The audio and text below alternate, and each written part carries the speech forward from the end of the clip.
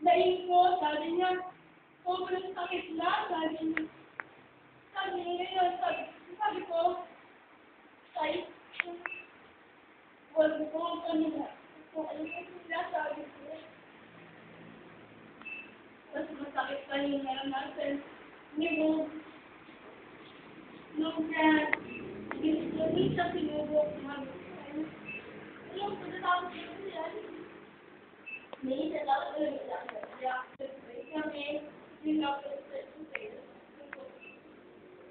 so, pagsunod ko na mahal ng Panginoon, nakayanan ko lahat ng pagsubok ko doon.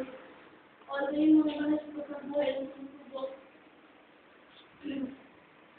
ang ginagamit ang kalaban na para yun nga po, panghinaan kami, panghinaan lalo na ako. Sabi ko, hindi ko ako nagpatalo. Salamat ko sa Panginoon. Tapos po, yung pumira ng feeling na hinihingi natin, sorry po,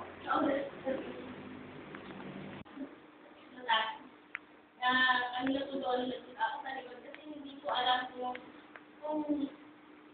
nalilito po kasi ito kung answer prayer or ano. Kasi po, ang hinihiling po talaga namin, miracle healing.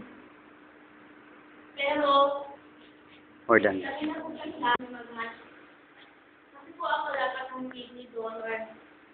Noon, yung bago ko po mapanindigan at miracle healing, yung po, dapat ako kidney donor.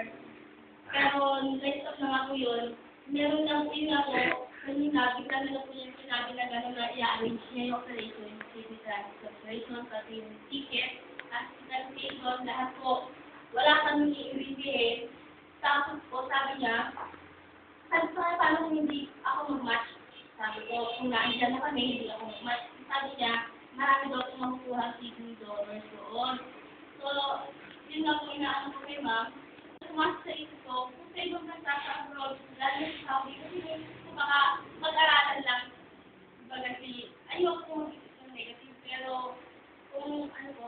Sa panalangin po natin mamaya yan, sabay-sabay po natin papanalangin po yan.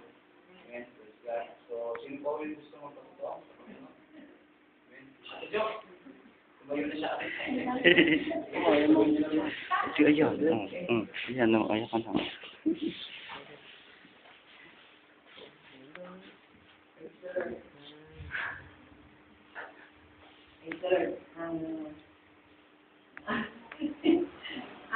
Ayun po kayo sa iyo, pag po tayo, kahit po sino sa atin,